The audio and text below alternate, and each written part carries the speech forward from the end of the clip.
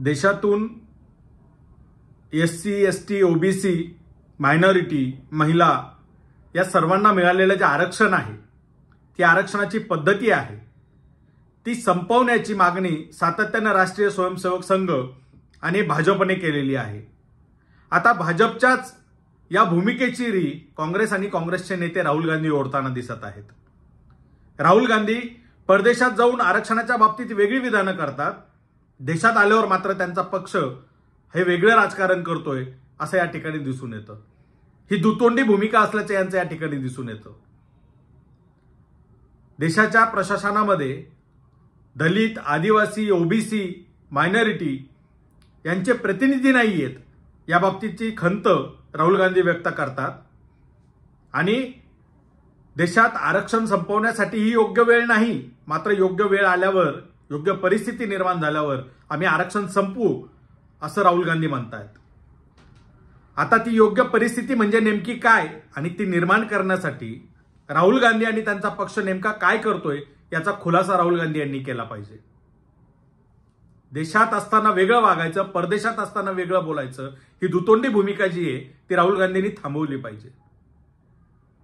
ज्या प्रशासनाच्या वरिष्ठ पदावर दलित, आदिवासी, OBC नसल्याचं खंत राहुल गांधी व्यक्त करतायत, तर ते त्या पदावर असण्यासाठी आरक्षणाच्या धोरणाची काटेकोर अंमलबजावणी होणं आवश्यक होतं आणि ती करण्याची जबाबदारी सरकारची असते आणि इतकी वर्ष सरकार राहुल गांधीच्या पक्षाचं होतं।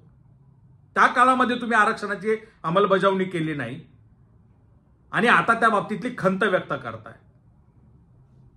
10 वर्ष मंडल आयोग हा गुंडाळून ठेवला होता काँग्रेसने। VP सिंगांचं सरकार आलं, त्या सरकारच्या काळात बाळासाहेबांच्या पुढाकाराने, बाळासाहेब आंबेडकरांनी घेतलेल्या भूमिकेमुळे, VP सिंगांनी दाखवलेल्या हिमतीमुळे मंडल आयोग लागू झाला। काँग्रेसने लपवून ठेवला, राबवला नाही। VP सिंगांनी मंडल आयोग लागू केला म्हणून त्याच्या विरोधात भाजपने देशभर कमंडल यात्रा काढली, त्याचा विरोध केला, सरकार पाडलं। म्हणजे एका बाजूला काँग्रेस आरक्षण देणाऱ्या आयोगाच्या विरोधात, दुसऱ्या बाजूला भाजप त्याच्या विरोधात, या दोघांच्या शिवाय तिसरा पर्याय जेव्हा सत्तेवर आला त्यावेळेला इथल्या OBCंना त्यांचे अधिकार मिळालेले आहेत। म्हणजे मंडल आयोग लागू करायचा नाही, तो VP सिंगांनी लागू केला तर त्याला निष्प्रभ करण्यासाठी 1991 साली यांनी खाजगीकरण आणलं। म्हणजे सरकारी आस्थापनेत आरक्षण आहे ना, ती आस्थापना, तो विभाग आम्ही डायरेक्ट खाजगीकरण करून टाकतो, म्हणजे आरक्षणाचा विषयच राहणार नाही। या पद्धतीचा आरक्षणाच्या धोरणाच्या पाठीत सुरा खोपसण्याचं काम यांनी केलं आणि आता हे बाहेर जाऊन आसवं ढाळतायत आरक्षणाच्या संदर्भाने। मुळात ज्या समूहाला आरक्षण देण्यात आलेलं आहे ते त्याच्याशी होत असलेल्या जातीय भेदभावापासून संरक्षण देण्यासाठी देण्यात आलेलं आहे। जातीय भेदभाव आहे त्यामुळे प्रतिनिधित्व नाकारलं जातं, तसं होऊ नये म्हणून त्याचा प्रतिनिधित्वाचा हक्क शाबूत राहावा म्हणून हे आरक्षण देण्यात आलंय।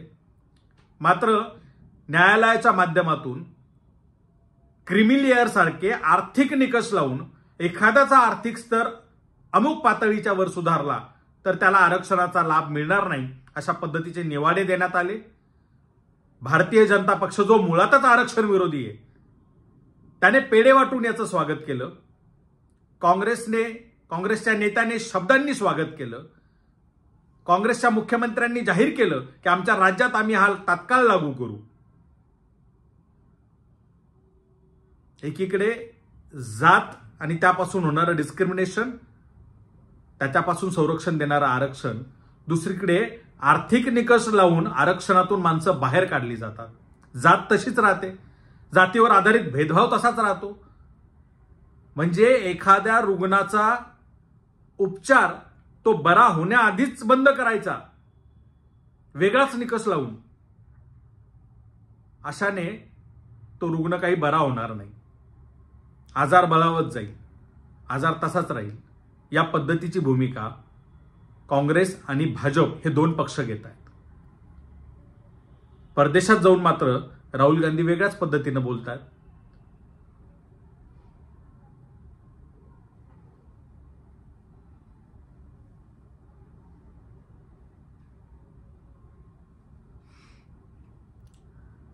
काँग्रेस सत्तेत असताना जातनिहाय जनगणना व्हावी यासाठी अनेक आंदोलनं झाली, राज्यात झाली, दिल्लीत झाली, अनेकदा आवाज उठवला गेला, मात्र काँग्रेसने शेवटपर्यंत जातनिहाय जनगणना केलेली नाही.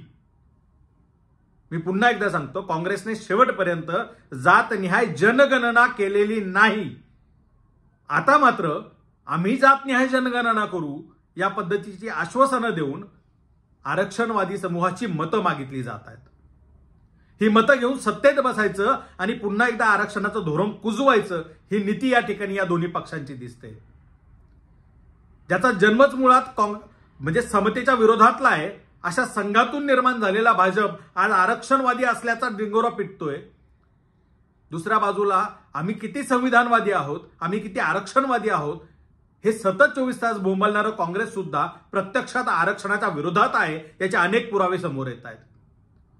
काँग्रेसच्या सत्ता काळात 2007 सालापासून देशातल्या सर्वात मोठ्या कृषी संशोधन संस्थेमध्ये 200 नव्हे तर 2700 संशोधकांची भरती ही आरक्षणाशिवाय झालेली आहे. एक प्रकारे लॅटरल एंट्रीची पद्धत ही त्यावेळेला यांनी राबवलेली आहे.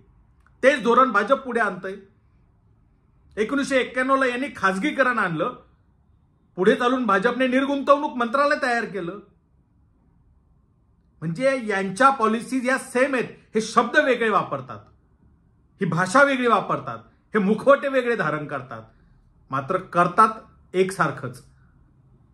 इथल्या समूहांना वेड्यात काढायचं, त्यांची मतं घ्यायची आणि त्यांचे अधिकार नाकारायचे या पद्धतीची पॉलिसी या दोन्ही पक्षांची दिसते. प्रशासनातल्या अधिकाऱ्यांबाबतीत राहुल गांधी दुःख व्यक्त करतात. न्यायालयाच्या माध्यमातून जेव्हा बढतीतलं आरक्षण संपवलं गेलं त्यावेळेला काय भूमिका घेतली काँग्रेसने? महाराष्ट्रात स्थानिक स्वराज संस्थेतलं ओबीसीचं राजकीय आरक्षण संपवलं.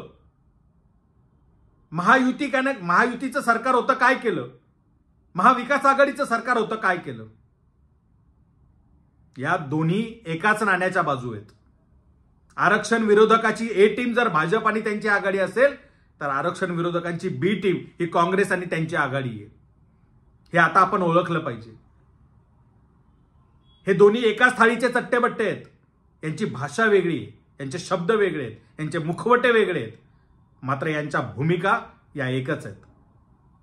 त्यामुळे या आरक्षण विरोधातल्या मोहिमेला खतपाणी घालणाऱ्या लोकांना, इंडिया अगेन्स्ट रिझर्वेशन सारख्या मोहिमा चालवणाऱ्या लोकांना, ज्यांना आपण उघडपणे आरक्षणाचे शत्रू म्हणून ओळखतो, त्यांच्यापासून जसं आपण सावध असतो तसंच जे आरक्षणवादी असल्याचं, संविधानवादी असल्याचा बुरखा पांघरून येतात आणि आतून मात्र आरक्षणाचा घात करण्याचं काम करतात, त्यांच्यापासून सुद्धा आता सावध असलं पाहिजे.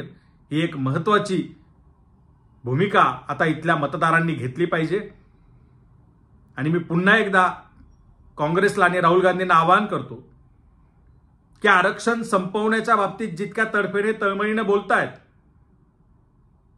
तितकीच तडफ आणि तळमळ या आरक्षण राबवण्याच्या बाबतीत दाखवली असती तर आज ही वेळ आली नसती.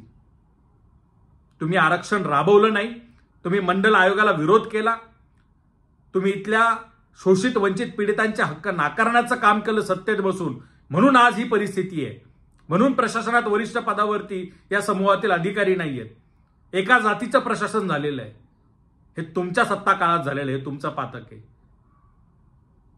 त्याच्यापासून तुम्हाला सुटका करून घेता येणार नाही, पळ काढता येणार नाही. मी जनतेला आवाहन करेल की आरक्षण विरोधी असलेल्या, उघड आरक्षण विरोधी असलेल्या संघ भाजपापासून जसं आपण 4 हात लांब राहतो, तसंच संविधानवादी आणि आरक्षणवादी असल्याची थाप मारणाऱ्या, तो बुरखा पांघरून येणाऱ्या या काँग्रेस सारख्या पक्षांपासून सुद्धा लांब राहिलं पाहिजे. कारण ज्या वेळेला SC ST OBCच्या अधिकाराची गोष्ट येते त्यावेळेला हे दोन्ही पक्ष पाठीत सुरा खोपसण्याचं काम करतात. तिसरा पर्याय जेव्हा सत्तेत येतो त्याच वेळेला आरक्षणाच्या संदर्भाने योग्य त्या भूमिका घेतल्या जातात आणि योग्य निवाडा केला जातो, योग्य निर्णय घेतले जातात. आज महाराष्ट्रामध्ये तो तिसरा पर्याय हा केवळ वंचित बहुजन आघाडी आहे. त्यामुळे या दोघांच्या कुठल्याही भूलथापांना आपण बळी न पडता यांच्यापासून लांब राहिलं पाहिजे आणि या दोन्ही पक्षांच्या या आरक्षण विरोधी भूमिकेचा आपण तीव्र निषेध केला पाहिजे असं या ठिकाणी बोलतो आणि थांबतो. धन्यवाद. जय भीम.